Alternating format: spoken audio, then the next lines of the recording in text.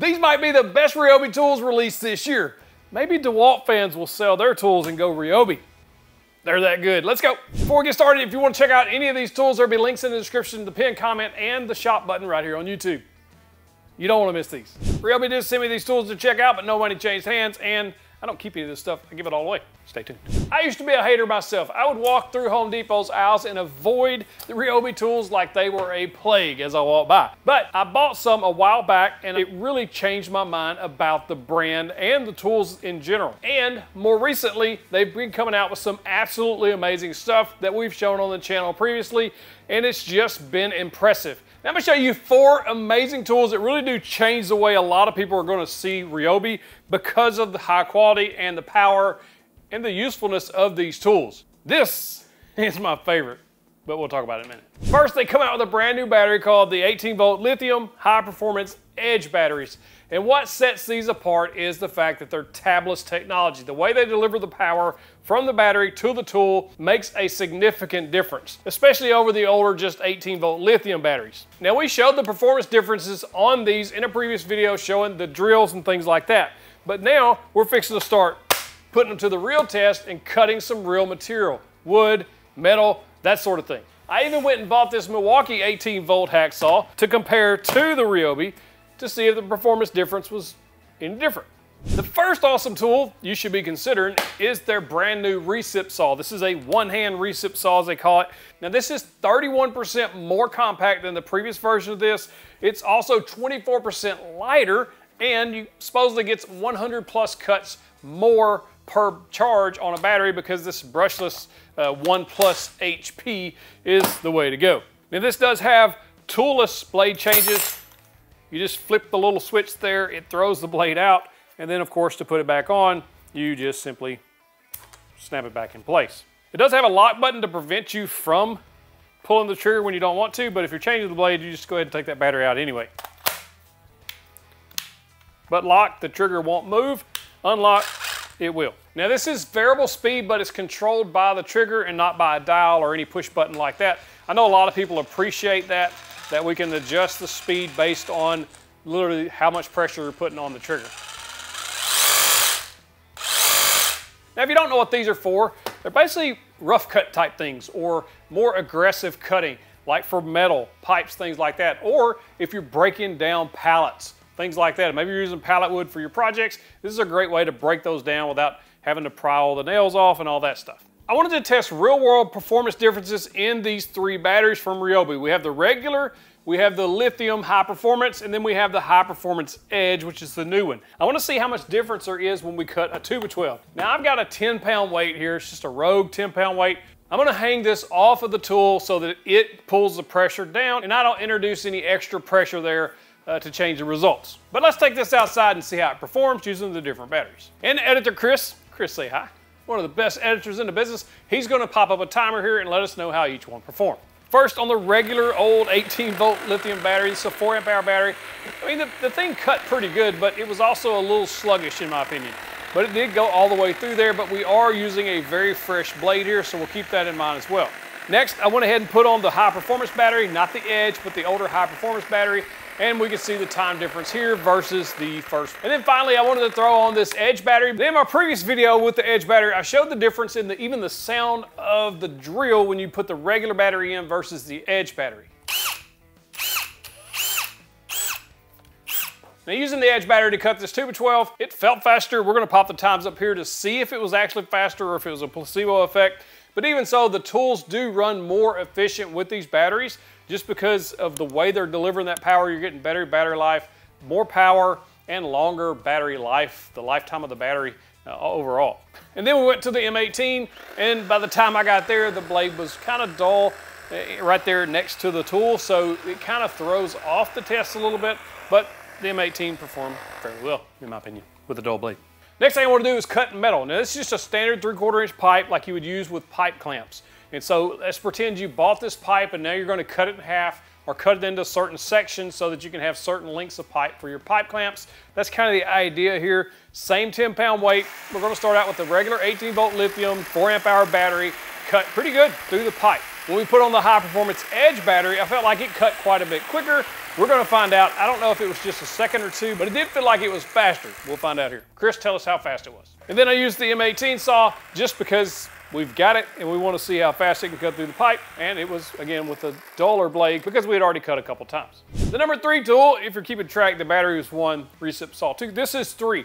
This is their new cordless, brushless sander. And this one shocked me. But it's not the crowning achievement for the year, I don't think. The next one is. This thing is pretty cool for what you're getting. Now, I was absolutely not a fan of their previous cordless sander. I bought it in a combo kit, and it wasn't brushless. It was fairly vibrating and very, very weak. In other words, the pad would stop spinning with minimal pressure. I didn't like it at all. This one is vastly different. We're talking night and day. First off, you get the brushless motor upgrade with this new sander, which means you're getting better battery life and more power, and it's absolutely evident when you're sanding with this that it's doing its job. Now, it's not a Festool Rotex level sander where you're just eating off material, but this is a good finished sander for what you're doing with it. Now, I was very, very surprised at how well this performed. They even caught me on video how surprised I was. This is actually very surprising. This sander, I didn't expect much out of it, but it has very little vibration at all, even at the highest setting. And there are 3 speed settings on here. I wasn't actually planning on filming this part, but it's too shocking not to. Check this out. So smooth. I can't believe this, how smooth this is. We're talking, don't hate me here, Festool level non-vibration. And I have used a bunch of sanders over the years, and it's got a little vibration, but it's not much. Crazy. Vibration here is absolutely minimal. I'm not saying this doesn't vibrate. I'm saying that compared to the old version, it is absolutely noticeable, significantly noticeable. The box says 30% less vibration versus the previous one, and I believe it. Another cool thing I like about this sander, or a couple, is the way they've decided to change the orientation of how you insert the battery. The other one was opposite direction, and I think just changing this, it changed up the balance of this sander so that it's much more balanced feeling. Even with a big 4 amp hour battery on the back, it doesn't feel overly heavy towards the back. It is a little weightier toward the back, but not bad. And as you can see, it sets flat. Now, this is a variable speed sander, so you do get those 3 different speed settings right on top, and how you adjust those is with the button on the right. Power it on with the button on the left there.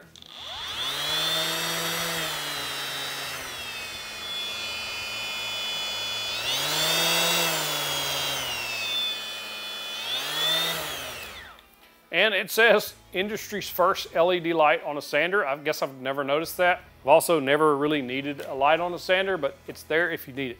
On the variable speed, it goes from 7 to 11,000 RPMs, depending on how fast you want it to spin. It does come with a dust bag, and dust collection's fair. I mean, we're not talking Festool level, but we're also not spending Festool level money, right? But for what you've got here, I sanded some walnut, some pine, and it just did fine. Like, it was just good enough to get you by. Now, should you want to hook a dust collector up to it, my Festool fits right there, which is awesome. And from previous knowledge and experience on the Hercules dust extractor, it will also connect there too with one of their adapters. So you're golden there if you wanted to hook up dust collection. But the little bag, if you're doing this portable or taking this around to job site or projects, then the little bag does a decent job, as much as any bag on any sander does. Now, one thing I did notice on the sandpaper itself, this is hook and loop, so you can use whatever paper you really like. I do enjoy using 3M sandpaper, but it seemed to jump around a little bit more on this net style paper, but it may just be the way this is designed with these grooves and things. The actual RYOBI paper performed pretty well, real smooth at feeling. As far as when I'm sanding with it, it's not moving and jerking around and things like that. Just an observation there, but not a big deal either. Again, the main draw with this sander is the very minimal vibration and the power you're getting. As far as cordless sanders go, I haven't been a fan up until recently when I used the rigid, and now this one, pretty impressed. Now let's bring in the belle of the ball. Probably the best, in my opinion, RYOBI tool that has been released in the last few years, and I've reviewed a bunch of them. I think this barrel grip jigsaw is a must-have if you're in the RYOBI platform, or if you've been thinking about dipping your toes in the green Kool-Aid, today's the day. Get this thing. It's fantastic for several reasons. Let me show you. First and foremost, just cutting with it. It's awesome. I'm cutting all kinds of curves and different things. I didn't even mean, you're right, I didn't even mean to make this symbol, but I did. And it was easy. And you can see the cut quality is absolutely fantastic, but there's probably another reason why we'll talk about. But as far as vibration goes, very, very minimal vibration on this thing. I think on their website it says 40% less vibration than the previous model, and that's talking about the D-handle model. I wasn't a fan of the D-handle Jigsaw. It works pretty good, but this is absolutely amazing. I am absolutely floored by the quality of the RYOBI tools recently, and especially this RYOBI Jigsaw. People are gonna call me a fanboy, they're gonna call me a shill, blah, blah, blah. I don't care. This is really nice. And if I see a nice tool, I tell you it's a nice tool. Enough. Let's talk about the features of this thing and what you're getting. This is a variable speed jigsaw, and much like the rigid, this does also have the automatic mode. And I really, really enjoy having the automatic mode on there. When you put it on A, it basically starts out a little softer, and then as it needs more power, it ramps it up. But I did notice it doesn't go all the way full power. I don't think the rigid did either. But it does ramp up when power is needed. If you're turning curves, if you're cutting a little faster, it'll give you more power. But you could also dial it all the way from 1 to 6. It also comes with this non-marring chute on the bottom that you can remove if you so chose. There's also a blower function here that you can turn off and on to blow the sawdust out of the way. There are 4 settings to adjust the oscillation of this jigsaw, and what you'll notice here in the video is when you have it all the way back, the cuts are absolutely smooth. No tear out or anything like that. The further you go up toward the number 4, or number 3, actually 0 to 3. Why don't we do 1 to 4 instead of 0 to 3? Come on. Anyway, 0 to all the way to 3. When you get to 3, you're getting more tear out, but it's cutting more aggressively and faster. So if you just need to rip stuff in half, you don't care about the finish, then go 3. You can just rip it all the way to pieces, you know. And then on the 0 setting, it puts a very smooth, very clean cut. And as you can see here, a perfectly clean cut all the way across, or as near perfect as you're going to get with a jigsaw, and just the finish of it's glass-like. It's just a really, really nice finish, but there may be a reason for that. If you look at a higher quality jigsaw blade, like these Festool, don't run off, just listen to me, hear me out. Use a Festool blade like these. I bought this pack a long time ago on Amazon. It makes a massive difference in your cut quality if you just get a good blade. So if you're using your jigsaw a lot and you want cleaner cuts, not wavy cuts, or the blade's not walking all over the place, check out a good quality blade like these. You'll see a massive difference. Speaking of blades, this does have a toolless blade change. I always like that on these jigsaws when you don't have to have any type of tool to change the blade. Literally just the flip switch, pops it out, pop it back in, and you're good to go. And let's not forget that this is a barrel grip. And I have become a huge fan of a barrel grip jigsaw since I got the rigid about a year or so ago. Just cutting curves and things like that is just a lot more comfortable. I much prefer these to the old D handle. I'm sure there's some reason why you could use a D handle versus this, maybe the compactness of it or something, but I would absolutely recommend getting a barrel grip if you have one available in your battery platform, or, you know, check out the RYOBI. One of the coolest things you can do with a jigsaw is cut random shapes. And one of the coolest woodworking projects that you can make that actually sells are charcuterie boards. They're also one of the easiest to make. I've got a video showing you exactly how to do this. Cut random shapes out with a jigsaw, sand them, put some oil in it, bada bing, bada boom. You've got a project that you can sell or give as a gift. And the great news is I've partnered with Old Loggin Sawmill right here in Arkansas to offer charcuterie board kits that you can purchase and get free shipping if you use the link in the description, pin comment to go check them out. These kits are walnut and other species, already dried, ready to use, and the pictures that you see are the actual kits you're gonna get. So you can select what wood selection you like and then go from there. Check them out, link in the description and the pin comment, tell them Country Breakfast sent you. And of course, if you wanna put some Outlaws board butter on there to polish them off, that'd probably be good too.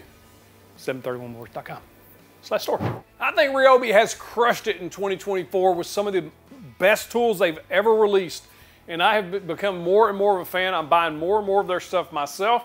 And I just think they're just a solid company that's innovating beyond what anybody else is doing. Let me know what you think about them. If you like this video, you got to check out the 5 exciting new tools from RYOBI you've probably missed. Go check out that video, click that box, get you the big old virtual fist pump. Seriously, that's pretty cool tools there.